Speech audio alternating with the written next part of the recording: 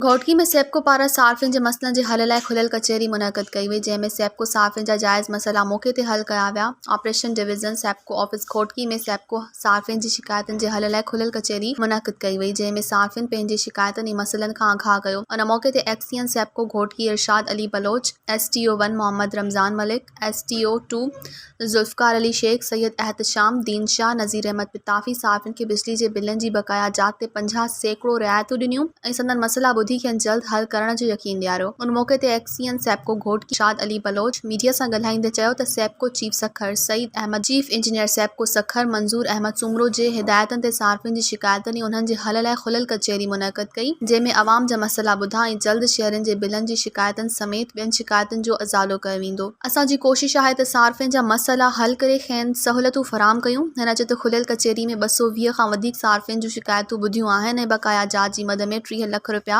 वसूल कया विया आहिनि। हिन चयो त ख़राब मौसम सबबि अॼु मुनक़द थींदड़ खुलियल कचहरी में घटि माण्हू पहुची सघिया। इन करे सूमर ते बि खुलियल कचहरी ऑफिस में मुनक़द कई वेंदी। बिलनि जी ज़्यादती आहे या जेके ग़लति डिटेक्शन लॻल आहे उहे बिल ख़तमु करण जे लाइ खुली कचहरी मुनक़द कई वेंदी आहे, त जीअं माण्हू हिकु जाइ ते गॾु थियनि।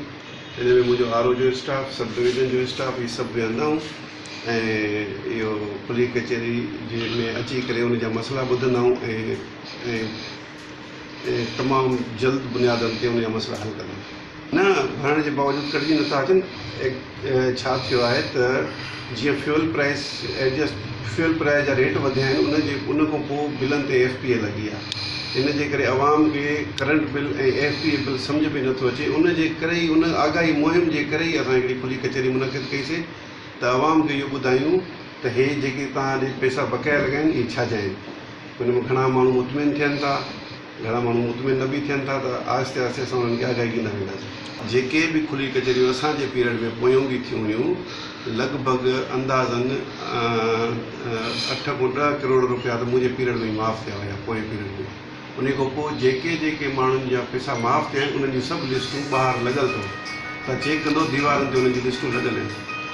न बिल त जेको अकाउंट नंबर हूंदो, जेको कंज़्यूमर हूंदो, जेको बिजली ॿारींदो, जेको कलाक जी बिजली ॿारींदो त उन ॾे कलाक जो बिल ईंदो, जेको 24 कलाकनि जी बिजली ॿारींदो त उन ॾे 24 कलाकनि जो बिल ईंदो। हाणे तव्हांजे चवण जो मक़सदु इहो आहे त जेकॾहिं उते बिजली घटि आहे पोइ बि बिल अचंदा, बिल त ईंदो न। जेकॾहिं कलाक जी बिजली ॿारे थो बि त बिल ईंदो। उहो बिल बंदि त कोन्हे न, उहो असांजो कंज़्यूमर आहे ऐं असांजो रेस्पेक्टेड इज़त वारो असांजो सारिफ़ आहे, त उन ॾे बिल त ईंदो। मज़ीद ख़बरनि ऐं तफ़सीलात लाइ विज़िट कयो असांजी वेबसाइट www.awamiNewsHD.com ऐं ॾिसंदा रहो अवामी न्यूज़